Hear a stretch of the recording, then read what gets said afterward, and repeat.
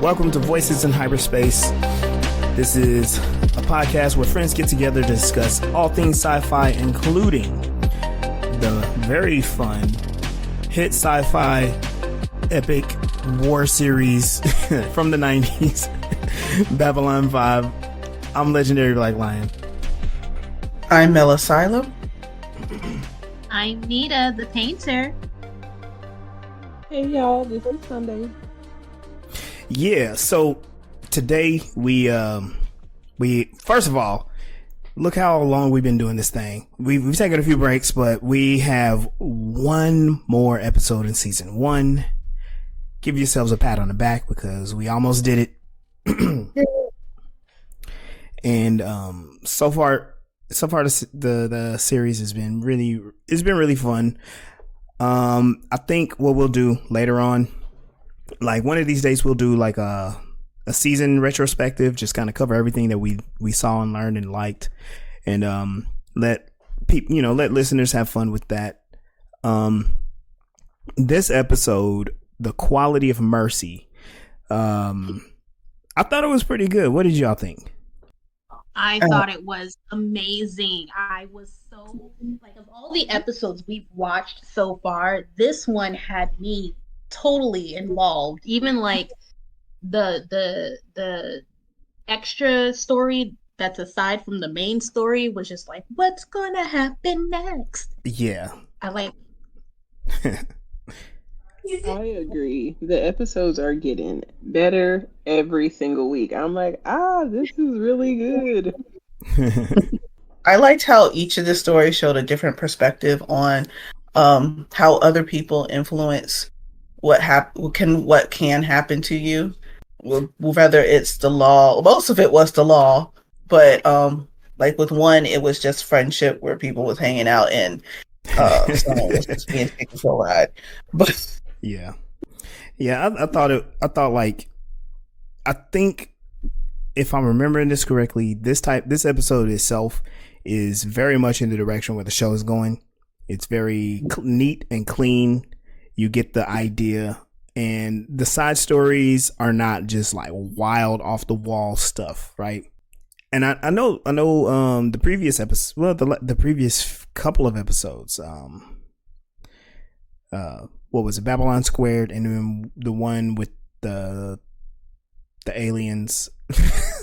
Oh, A Voice in the Darkness 1 and 2. A lot of what Babylon 5 is all about is coming through. And like these last few episodes, it's just been getting better and better.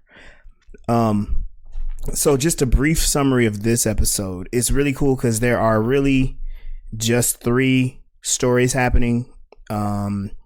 Which is kind of interesting because it does start off, it's like Londo, but it's it give him a reason, but it's Londo connects with Lanier, and for the most part we're led to believe this is in the name of diplomacy, but some shenanigans happen, and we get this.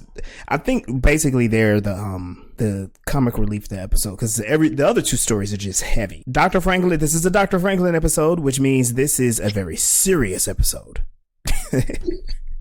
But it's good. It's really good. Like, Dr. Franklin is an awesome character. He finds out that an unlicensed doctor is treating people in down below with a mysterious device.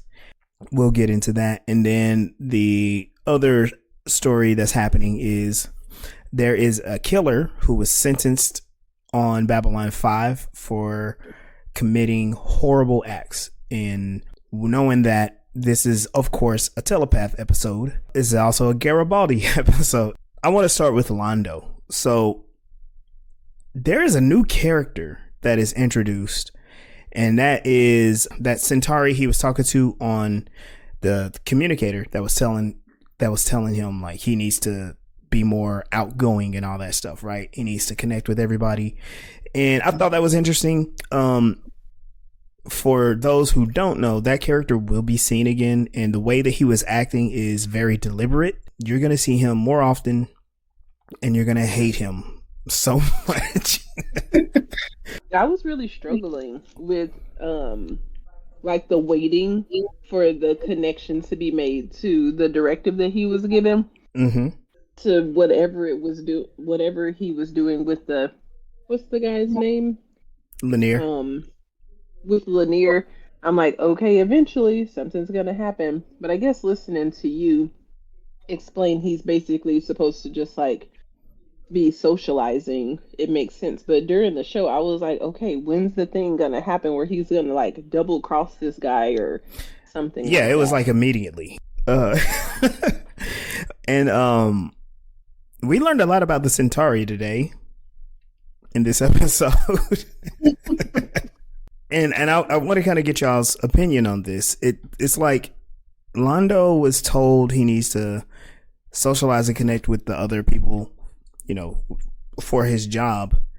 But the way he does it, like in general, we always see him drunk, gambling at a gentleman's club. Like, how well do y'all think that he's doing his job? He's socializing quite well. He's using words. You know, they went to the casino. They hung out. You know, that's more socializing than I do in a week. Mm. And he took a social cue that alcohol was going to not be a good idea. He was about to push Lanier's boundaries and lied to him about the alcohol until he's like, yeah, and then I could just go crazy and start killing people. And he was like, hold on, water. Oh my goodness. I question how much of the alcohol and strippers and stuff is actually a part of their culture, normal part of their culture, since they're telling him he has to do more of it. But isn't all he do hang out anyway? Yeah, I mean, well, and we saw their the thing with their customs where they were pretty much getting drunk, and most of their deities had something to do with drinking or having sex or something. It kind of reminds me of Garibaldi too, right?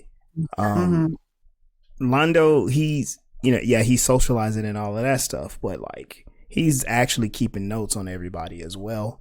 And I'm wondering like how much of him being a drunk person in public is actually like the smartest thing that he could do. And he's gathering information and he's just funneling what he knows back home, or, you know, back to his purple files. You know what I mean? So yeah, it's kind there's of a lot like going on. When I tell people like I would be one of the best like thieves or drug dealers, because people look at me and they don't think, oh yeah, you know the game, because I really don't. But if I just happen to learn it, you know, I get away with a lot of shit. Yeah, That's relevant. It is relevant. It's relevant to the show too, because season 2 Londo blossoms. I guess that's the best way that I can explain it. Yeah, season 2 and 3. Yeah, like if he's bumbling around being drunk, then people don't know that he knows what he knows, or they don't take him serious. Right. Like, because when he's in his quarters with his assistant, he's pretty serious about things. But then when he's out and about, he's acting all goofy and drunk. And, yeah. There is a clear difference between how he acts at home and how he acts in public. Yeah. Except for that. Well, no, that doesn't count because the diplomats were there. I was thinking about him questioning the hokey pokey. Oh, yeah. Well, he was drunk at that time too, so yeah. So we then see another character. This is Carl Edward Mueller. He's basically at court, which that court is so like visually is so cool because it's all gray with like the neon lighting, and it makes you feel otherworldly. I'm just throwing that out there. But he's found guilty of a murder. I think, was it one murder or two murders in this scene? One. Yeah. One. It was the one murder. But and then Garibaldi's like, find out if he did more. Right. Yeah. Yeah. Right. It's already been sentenced to one. And he's being sentenced. So they found him guilty, and they're like, you're going to be sentenced later. And then they also say, like, by the way, you're going to be scanned by a telepath. And I gather that the reason they're going to scan him is to make sure that their facts are straight on that murder. And we'll come back to this in just a moment, but they do find out that there's a little bit more going on with this character. And then Dr. Franklin. How do y'all feel about Dr. Franklin, by the way? How do y'all feel? Well, I liked him a whole lot before this episode, and they tried to redeem him by the end, but I'm like, I should have known better trusting a doctor. Oh, jeez. Well, he comes straight up like, oh, it's not real because it's not this, or that. And like, you don't have any facts that it's not this, or that. But it's alien. And they're not doing it with a license. Like, how do you know if they don't have a license from another planet or something, or the technology from it? He just really didn't know. He's just like, well, it's not me, so they must be a quack. He's not under my staff. Right. They seem to make a point to hype up the arrogance of Dr. Franklin. Like, they've done that for like several episodes, by the way. Like, that's the only thing about Dr. Franklin. He's like, I am the shit. You need to listen to me. If you don't listen to me, you're gonna die. And then, but when he's very serious, like, this is when he turns on the soap opera vibes. He just brings like a neutron star amount of gravity to each scene. And honestly, I love it. I love it because it's like all the actors are so different, and Dr. Franklin, he's holding his own against like the likes of Peter Jurassic or who's the one that plays Jakar. But anyway, the thing this time. Yeah, he's not even in this episode, so that's okay. Like, is he even part of the show anymore? He is, but just be patient. Just be patient. Because I think the actor who plays Jakar, he pops up in The Next Generation. He pops up in Voyager. He pops up in all the Star Trek stuff. He's a busy person, but also actually, like, when he is Jakar, it's from here on out, it's very, very, very important. And I can't give any spoilers even on his performance. Just go with it. But Dr. Franklin, all right, so this is a part that I kind of was curious about, because he's in Down Below and he's running a free clinic. And the reason we know this is because Susan Ivanova is the one that goes to bust up the clinic. And her reasoning is like, hey, this is illegal and taxpayers want to make sure that we are self-sufficient, and you're doing stuff that is affecting station operations. I gotta step in. And his whole thing is like, my job is to help people, and I'm helping people, even if it's for free. And she's explaining like, I'm mad about all that. They come to an agreement together, like, you know what, he's gonna go through the proper channels to provide free services, I guess. I don't know how that works. And he then tells her to, hike up her sleeves so she can help him out. We've talked in the past about how people in Down Below can't afford to even live on the station. And I understand Ivanova's job, but her immediate response is to bust up medical services and not actually help people get it. Did y'all get that same kind of sense in this part? I thought it was weird from the both perspectives, because like he's arrogant, but he's also like smart about his arrogance normally, kind of. I would think he would be smart enough to know how to do it properly instead of just sneaking down there, start helping people, setting up a clinic.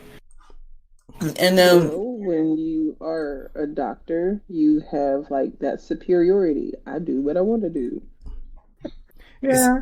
Especially like a military doctor, they can they can even challenge like the commander or the captain and be like, no, you're not functioning right. You need to like be relieved of that of duty.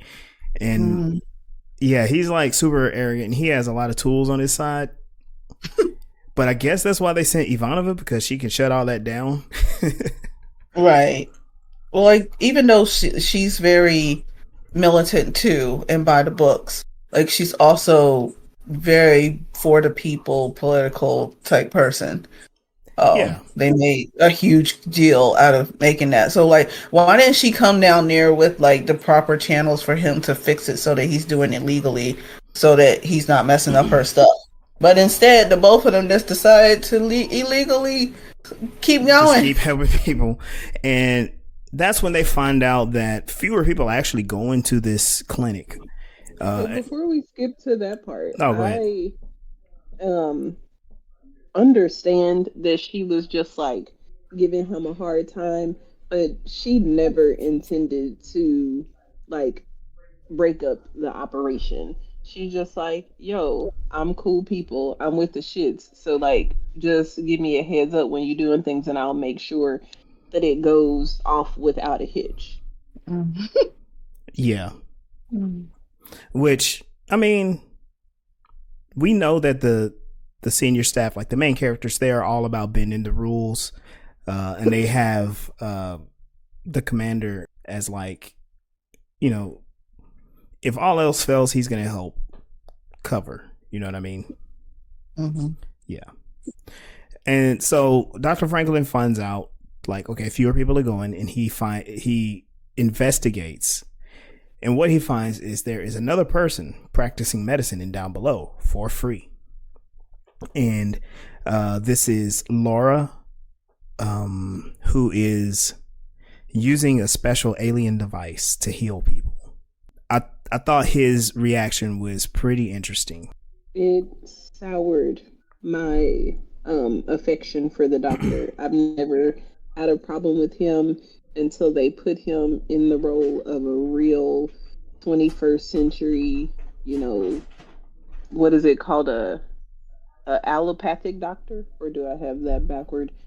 Just the ones who believe in medicine and, you know, let's squash all the homeopathic medicine people and accuse them of, you know, being quacks. Like, that word is extremely derogatory to people who are using, you know, herbs and other plants and things to heal people.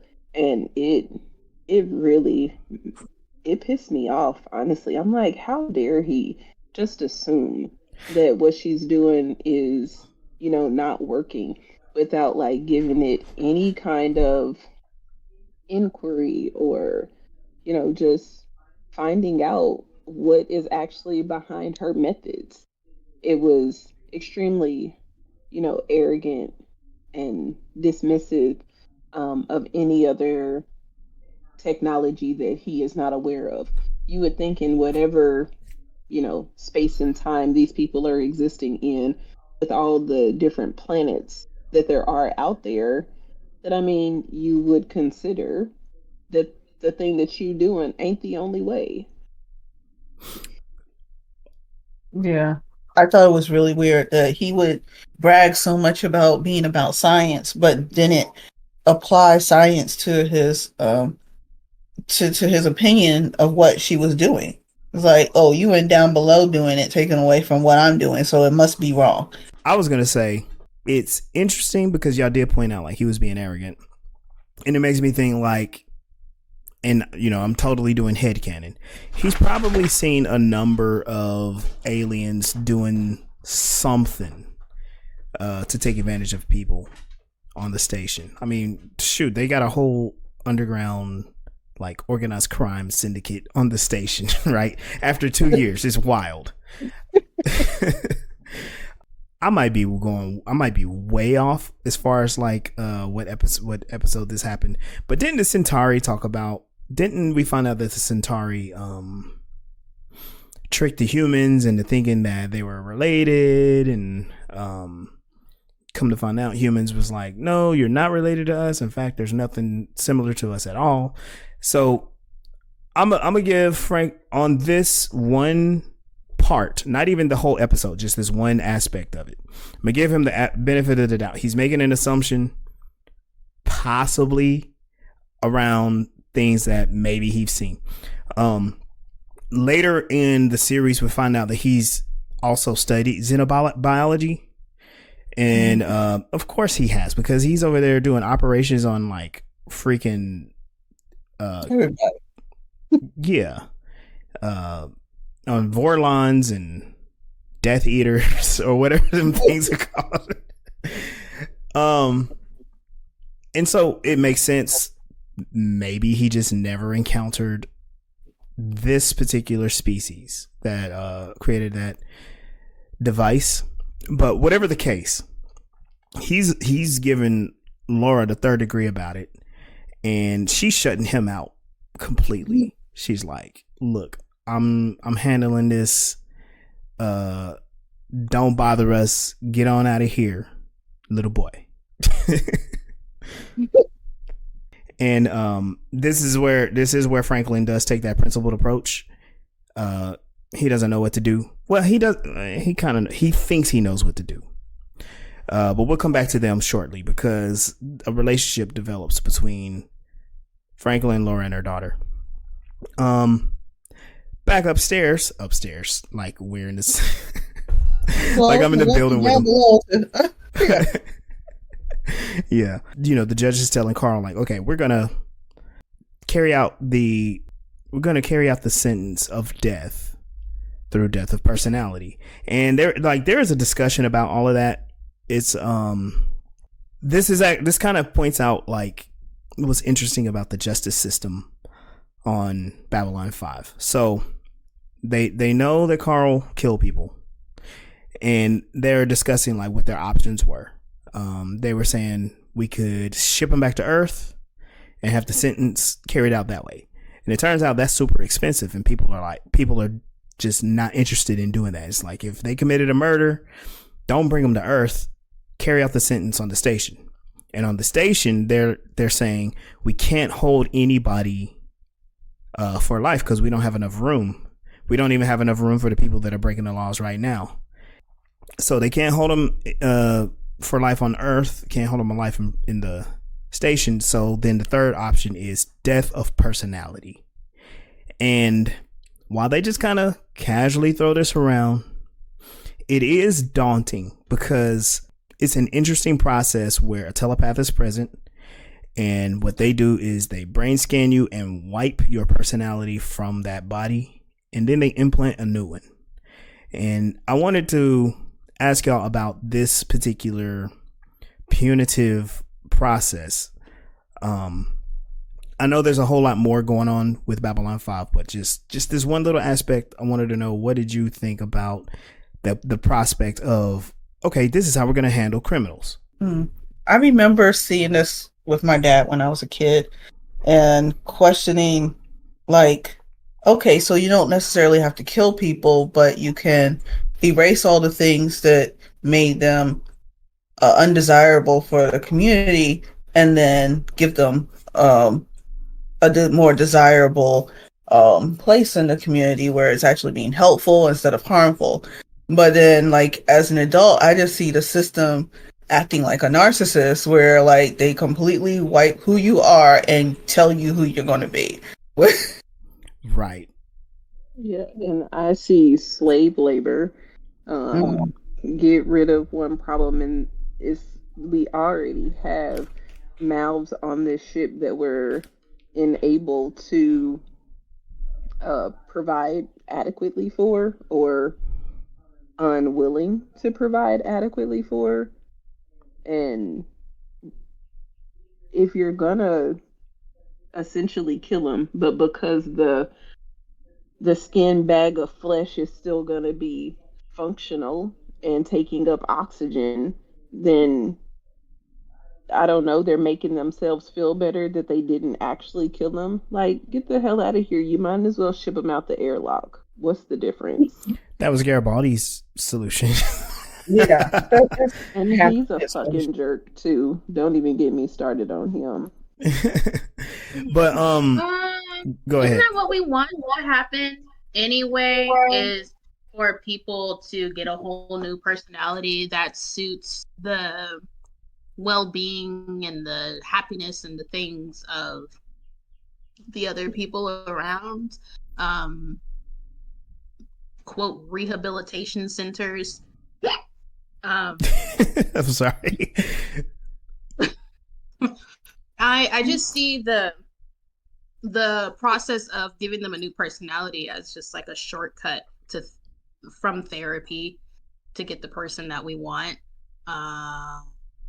And yeah, Other than it I'm curious. lacking consent, I mean, I see the direction that you're going. Consent, yes, I consent to going to jail. The fuck? I Right. consent to, like, there comes a point where the the ability to exist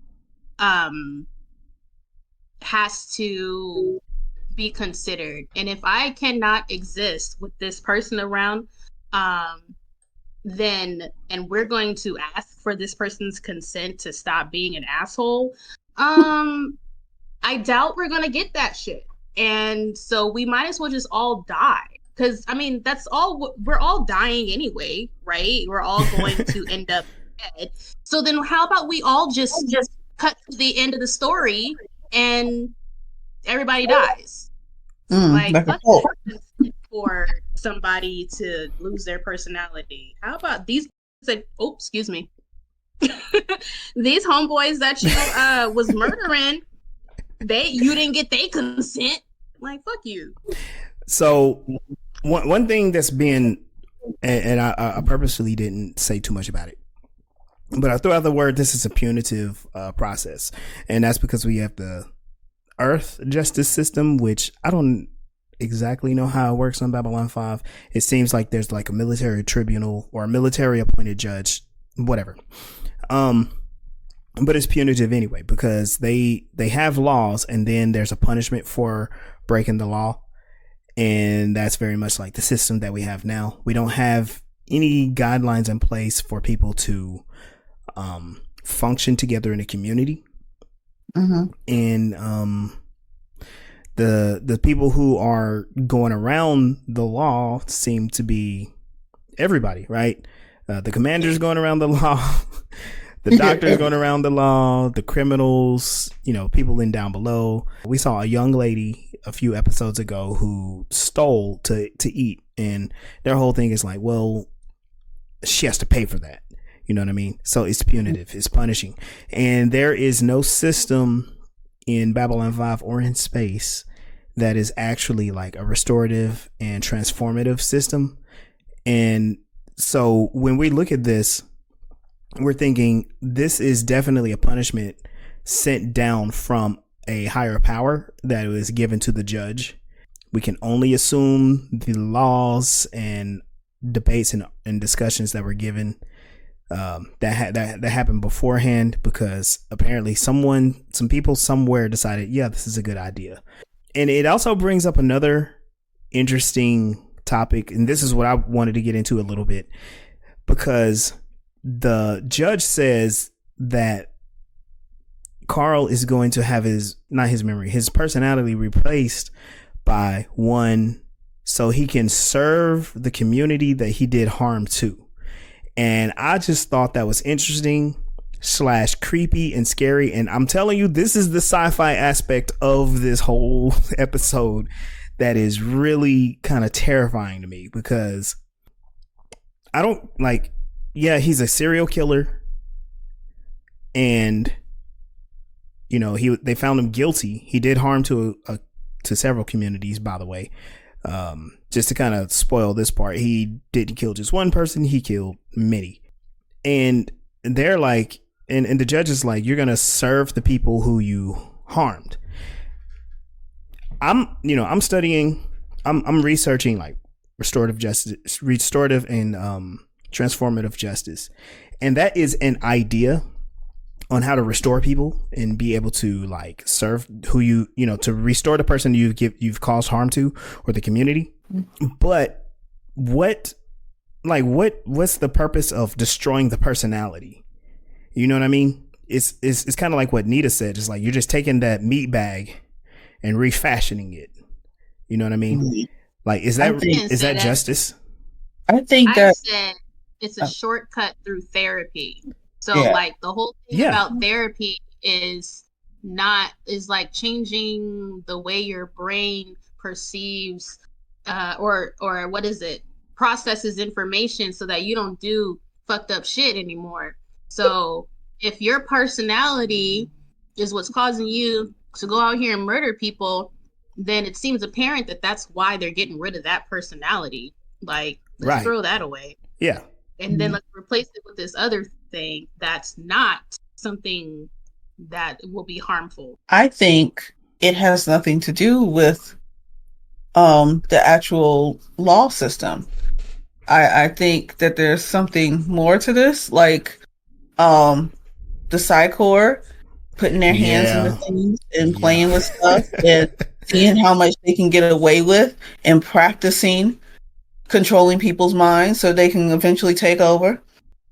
Because let me kind of phrase it this way, because I like where you're going. Because if you can replace a person's personality due to a judgment, what is to stop people from Psychor from changing people's personality on a whim? Right. You Or know? just framing the right people for something. Yeah. So-called right people in quotations. You can't see me, but they pick instead, because they keep coming up with all these ways to like take people out.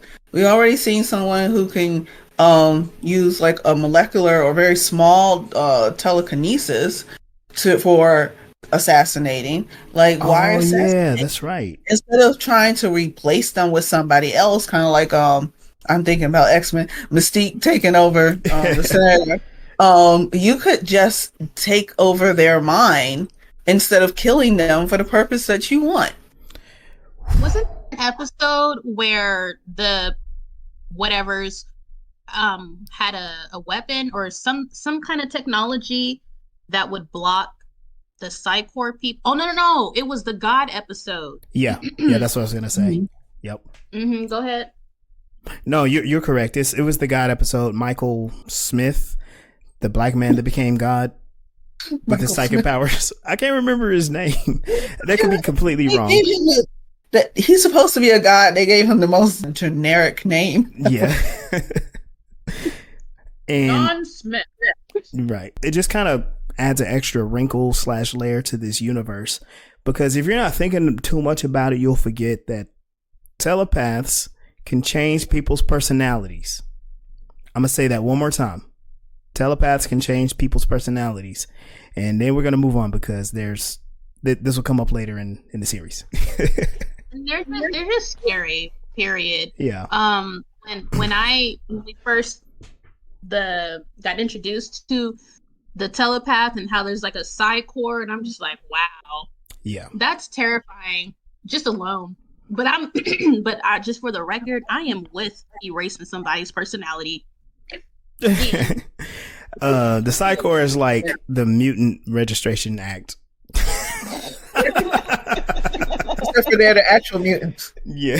I was irritated with with Garibaldi. Let's jump on him for a little bit, and how he is constantly wants to push against like the civil rights of this convicted person.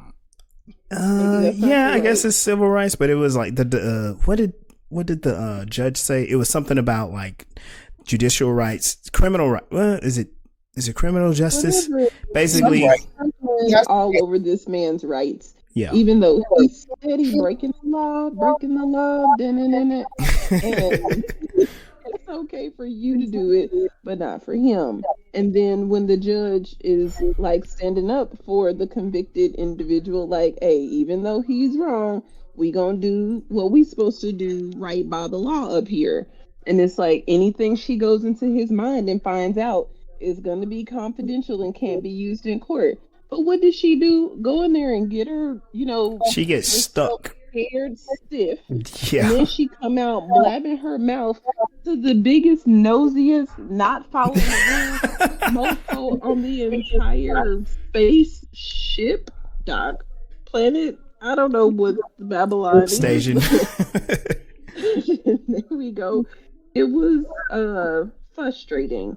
how many different ways we're just going to not follow the rules, and only some people are going to be held account to them. Now you're gonna find out like why they broke the rules. Well, not just why they broke the rules, but why breaking the rules in this universe is good on the very next episode, because some stuff goes down. But yeah, let's stay on the murderer line because it's very serious. So yeah, Talia goes into the murder. Like I guess she's the resident telepath, and whatever her clearance is, it allows her to do government stuff. And so they tap her to scan his brain. She scans his brain. She finds out, okay, he killed the dude, but then he's like, no, stay for more. And it's a lot of people. He's a serial killer. He is not only is he a serial killer, but he is he's insane. He's like psychotic. Because his whole thing about the killings is like, I'm adding voices to the symphony and they're gonna sing me to heaven. Yeah. So I would call that a sociopath because he gets joy out of other people's pain. It feeds him. Sociopath. Okay, got it. Yeah. And the the other like the rest of it it's just off the wall. It doesn't sound good, and it's harming her because she's being exposed to those moments that he killed. And yeah, she blabs to Garibaldi because she ain't really blab. What she says is she does tell him, but the way she does is like not in a useful way. It's just satisfying to him. And she's like, you guessed that he killed more. You said you would gamble. He killed more. Well, you wouldn't lose that bet, basically. So she's all traumatized again. And I wish we had like a board to mark this, but telepath in the 90s nearly fainting and completely fainting trope is alive and well in this episode. Well, it's also a really good example, and also with pretty much all of it. And it came up before, I think, in the episode where Vanova has to confront her father's death. And they have no sense of mental health at all. No, none. Absolutely none. Like, not even the military has, like... And this was done in the 90s? Yeah. I guess when they started trying to, like, create the VA. No. Well, okay, they have like VAs, the but they protocols to address mental health for veterans. Yeah. Right. I don't think it got big until like the 2000s. Yeah, when everybody came back from Desert Storm and Iraqi Freedom, traumatized from what they were told to do. Right. Yep. And like they have more, it's more provided. It has increased a lot since then, but it still pretty much sucks. I've known people who were in military that came back in the 2000s, and they gave them some help. Not much, but it was mandatory. It was provided. It's there, versus where it wasn't. So 200 years in the future, they just decided to drop all that.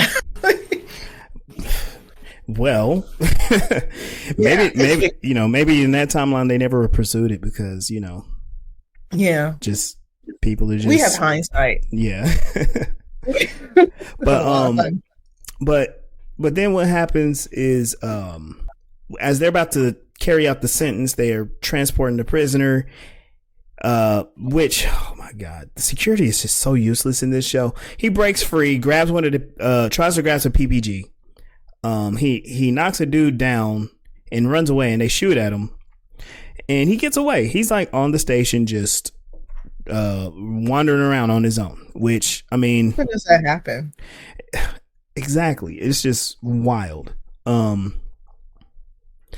That security officer, and I'm sorry I forgot his name, but he's sitting with Dr. Franklin, and here's Franklin getting and giving medical information. Not like last episode. But anyway, he's like, yeah, he headed towards down below. He's like, oh, down below, let's see if someone can catch him. Nope, he doesn't see him. He's like, oh wait, he's probably headed towards Laura. And So, the chase ensues. They're on foot. They go down there, and lo and behold, there he is with that Dr. Laura, and down below, hooked up to her machine, a PPG in her daughter's face. And she's like, and Dr.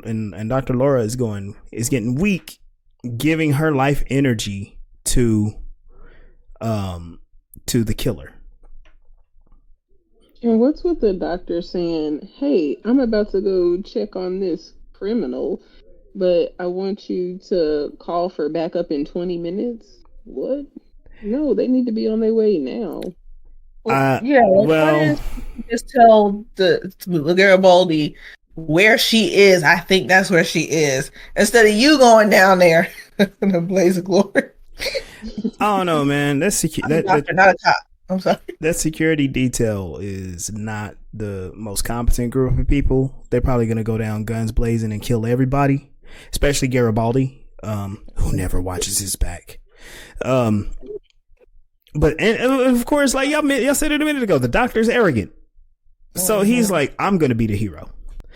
And, he goes down there, comes to find out, like, the criminal, the killer, Carl. I keep messing up his name. Carl. He's all like, he's going to, spend more time killing people, etc. And then Laura's like, screw that. And she flips the machine in reverse and absorbs all his life, and he dies. And this has lots of implications for all the characters too.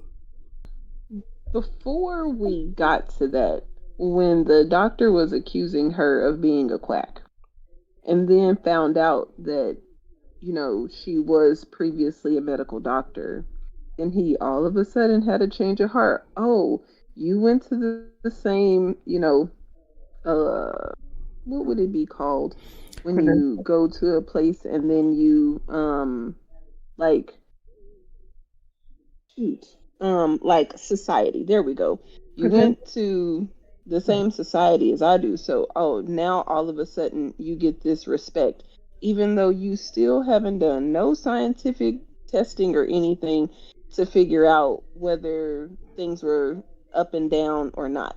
But he did, after he found out that she was a doctor, decide to have medical records pulled of the people that she was helping to find out that these people really are getting better. So I was irritated about that. But now we, got the doctor. However, we ended up getting his buy-in to be paying attention to her and try to help the situation out. When they were being held hostage, the thoughts on, them being held hostage, it was really sucky. Because that's really what hostage situations are like. The criminals are preying on the weakness of the individuals, that like they care about the person that is being held hostage, but they never have really any intentions of like letting those people go, especially not a psycho like this guy who is trying to add members to his choir or whatever. And so it's really jacked up that people, well, not just people, I would probably give into it too, to an individual like this, to try to save somebody that you love, even if it will be for the next few minutes. So I was really happy to see that she understood her equipment enough to switch it around and be able to hurt him, even though she didn't want to, because he wasn't even, grateful enough to spare a life in order for him to be given more time or healing himself.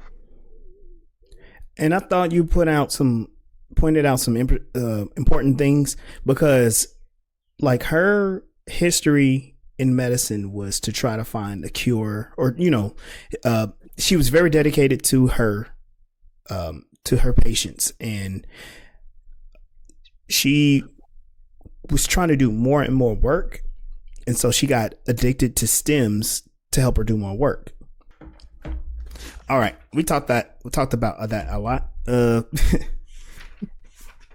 We can talk We could talk about Londo and Lanier if you guys are open to that. Yeah.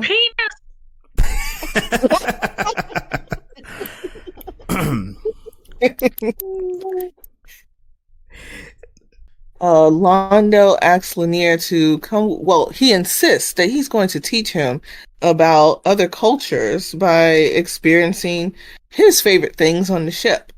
Lanier at one point. Well, first of all, he gets him a drink, which is alcohol, which his species cannot have. And Londo does not care until he finds out what the symptoms of him drinking alcohol will be, which would put them in great danger. Yeah. So, eventually, Lanier is telling Londo about his life, which is all the things that he has studied, because that's all he's ever done all his life. And he gets to the point where he talks about statistics. Yeah. And Londo is ready to die before he hears this word. Hold on. Real quick, though. Like, okay, so Lanier is super boring. And I like how he summed up his whole life in about 3 sentences.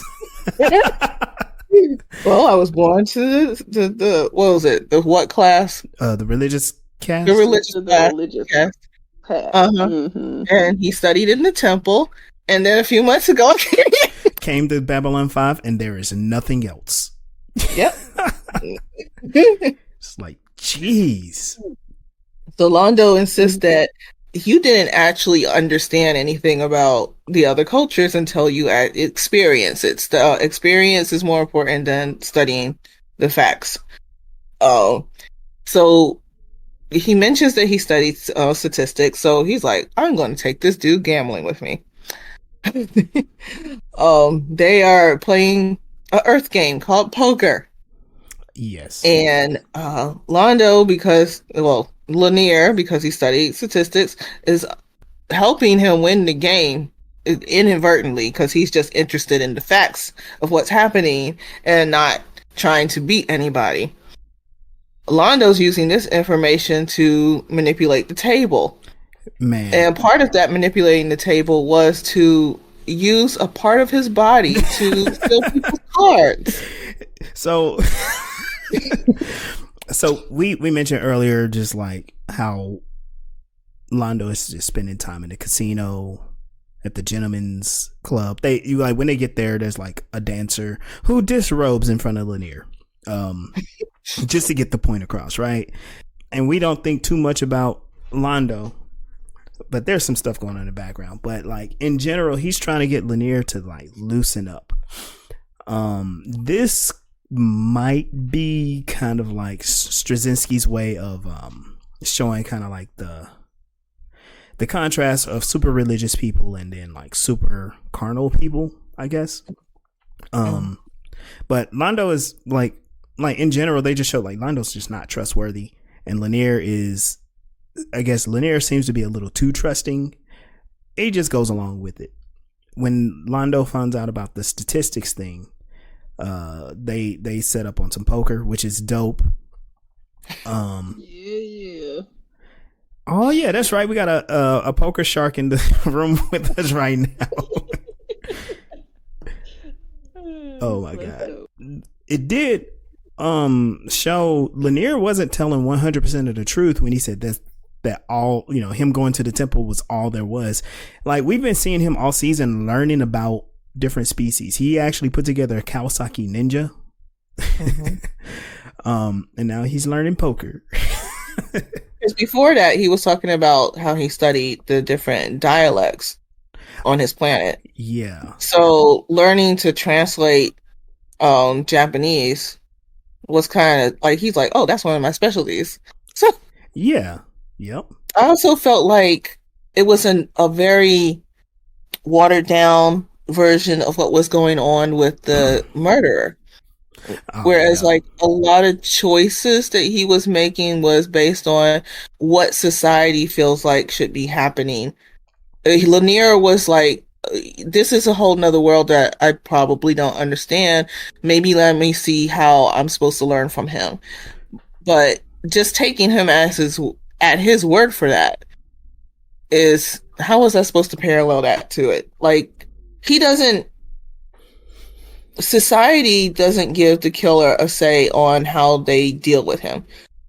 Maybe the killer doesn't have a say, like, obviously. Yeah, Lanier he broke the rules. Like, yeah, Lanier feels like he doesn't have a say on how he needs to learn these societies on Babylon 5. He's being told that the best way to learn is to actually go out and do it. And not just not just read the book. Get out. Yeah. Get out. So and experience. He's kind of been manipulated to think that he needs to learn it from him. Go out, get drunk, go on a murder spree. Almost, right? The little part that Mel was pointing out, like, so Londo getting nice and loose with the beverages, is he decides that he's going to manipulate the game, and he's like kind of coughing to cover up him unbuttoning his vest. And as a teenager, this was confusing the first time I saw it, because I'm like, what is happening? And he does it twice, and you see on the other side a thing grabbing a card from the opposite side of the table, and then he tries to do it again, and the water pitcher is put on top of it, and he's starting to experience that he's cold and he's struggling to get it off. And then he knocks the water pitcher over, and everybody's like, what the heck are you doing? They stand up, and bar fight ensues. I thought this part was hilarious. Because, I mean, there's really nothing going on, but you had to know a fight was going to happen, though. Lanier quickly gets Londo out of there.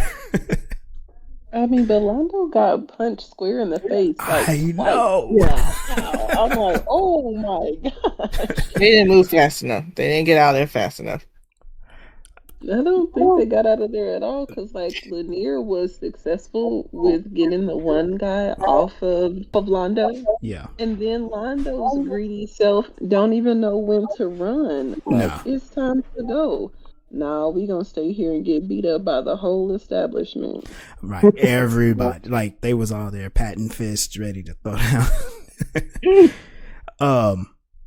Later, like, at the end of the episode, it was funny because Ivanova goes to Garibaldi to explain, like, yeah, you remember that dust up that I think it was called the Dark Star or whatever? And he's like, yeah. She was like, you'll never guess who did it. And he is super surprised to hear that it's Londo and Lanier, because everybody has a certain view on Lanier and everyone has a certain view on Londo. Those two are not supposed to mix together, but apparently that night they did. They're in front. They show them banged up, bruises and all that stuff in front of Sinclair. And I thought this part was funny. One, Lanier lies for Londo, like, barely even hesitate. He just stands up and he's like, I didn't, in these social situations, I didn't know the rules. And so I caused a problem. Like, what? This is wild. And then the other part was, Sinclair was like, look, I can't charge you with anything because you have diplomatic privileges, which that's bogus, right? Like, that sucks. He says, but I must insist that y'all pay for the damages. So they just got a little slap on the wrist for busting up a whole bar. But I already spoke on my irritation with, them being up high and not being held accountable for their actions. I like how Lanier was able to show another part of his culture and how they believe that they stick up for the honor of another.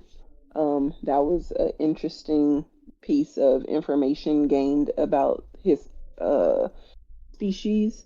But how he was being gullible and manipulated, that was making me think about boundaries, and a person who sets the boundary is kind of responsible for maintaining their boundary, but then it still shows the character of the other person who is willing to push said boundaries, and that was going on with the two of them. Yeah. It was interesting that he said that it's a part of his culture to do that. And it's a part of his culture personally because he's in the religious class to learn from other people's experiences. And unfortunately, he gets Londo, who he's like, oh, if you're going to share with me this knowledge, then I'm going to go with it. And it kind of shows that same type of naive simplicity for knowledge that what's his name, her name that he works with, Delin. Yep, Delin, her, and the one looking for the cup. She's like, he's a seeker, it doesn't matter if it exists or not, we know it don't exist, but he's put in the high regard because he's seeking something. Yeah, even though they clearly know it don't exist. Like and in the last episode, she was talking about how like her duty was to serve, and so they do put that as like a high status or high importance in their society. So that's pretty interesting. And then they didn't even let her make her own choice on the status. Like she had to insist that she made her own choice on that status. It's like, we're giving you this status, you're supposed to just take it. Right. So they're very complacent in their statuses. Like a status is a whole lot to them, even though they seem very zen-like. There's nothing zen about how they go about. It's very somewhat, I want to say, capitalistic, even though they're not in it for the money, but they still have that hierarchy that they hold so dear, more important than anything else. Mm-hmm. And I just thought it was interesting, but I know for a fact, because I've seen the rest of the series, that becomes important. It's like a whole episode around that one little point. To be continued. And then we also, at this point, we learn Londo's secret, which Lanier, he does the audience a favor. He just like, look, when you were up there cheating, a piece of you reached out. What was that? And Londo doesn't say it straight out, but he definitely like, it gives you the bits and pieces that's one of his reproductive organs.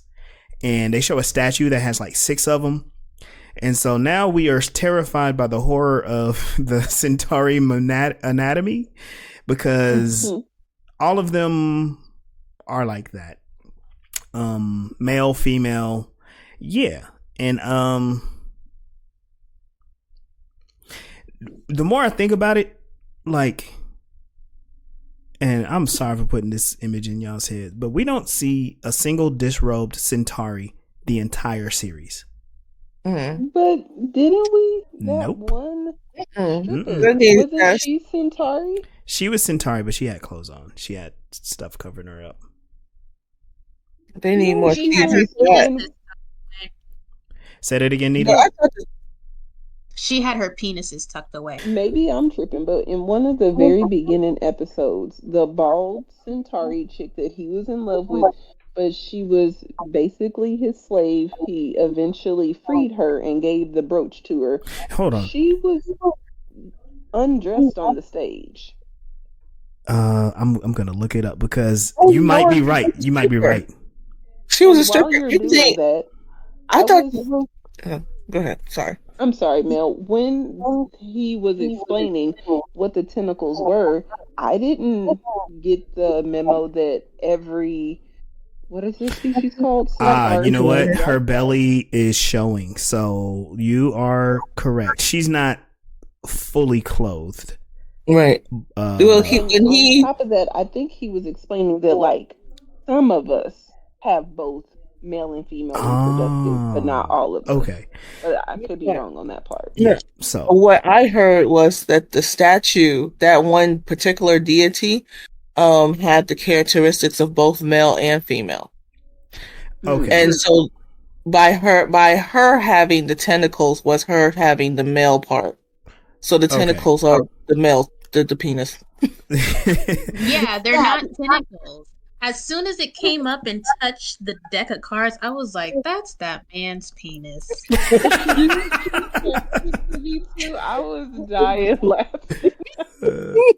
So we haven't seen a male Centauri naked, which, thank God. But as far as this explanation goes, it's pretty consistent. If I'm wrong, somebody message me. I promise I will get that message. But but yeah, I just thought that was Facebook group. Huh? Put it on the Facebook group. Put it on the Facebook group. That's right. I thought it was hilarious, but it's it's a funny running joke, but it's like it's one of those things that does come back also. Yeah, be looking for more Centauri penis in Babylon 5 because it won't go away. So there's no indecent exposure laws that he's being held accountable for either. That's wild. Apparently decency laws are only for humans. Only female humans. But did they actually see it, or did they just know that the cars were being? I'm pretty sure somebody saw that. I'm pretty sure they were shocked and appalled.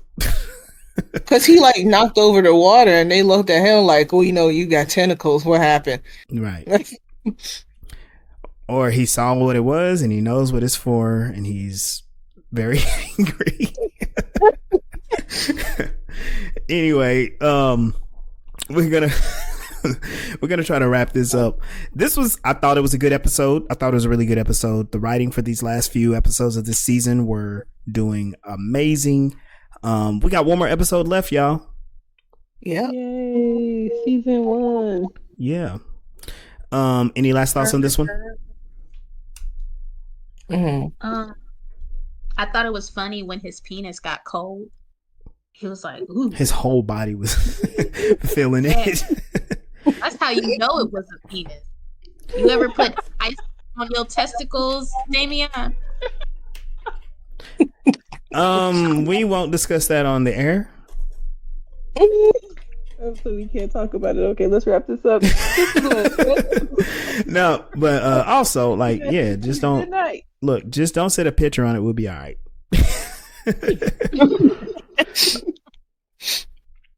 Anybody else? Yeah, our genitals supposed to have the most like an enormous amount of nerve cells. I know they do. Yeah. They do have a lot. Uh-huh. So should I just title this No, you should alien penis on the on the thing, on the podcast? Alien penis / what to do about a serial killer. All right, so we'll get out of here. Everybody was touching those cards. Oh yes, they were.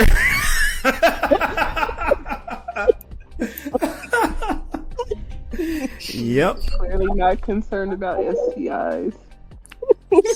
In space. Yeah. And it was like moist and shiny. It was very flexible too. It was opposable. Yes. He was plucking cars with it. Like that's some fine motor skills. Yep. Oh my goodness. Oh jeez.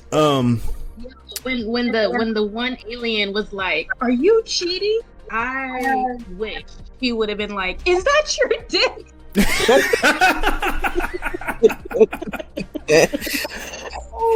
Oh man. All right. Don't cut this out. I'm gonna make it like a what is it called? Yeah, like a blooper. Like I'm gonna put it as it's a special feature. People have to get it specially. Yeah, It's Patreon. special feature for sure. All right. Well, let's get out of here. Where can everybody find y'all? I'm Mel Asylum. You can find me at Mel's Rebellion on all of my platforms and my website, Sweet. www.melsrebellion.com. Awesome. You can also. Did you know? Oh, I'm sorry. Oh, what were you gonna say? What? Did you know that there is something other than www out there? Yep. Yeah.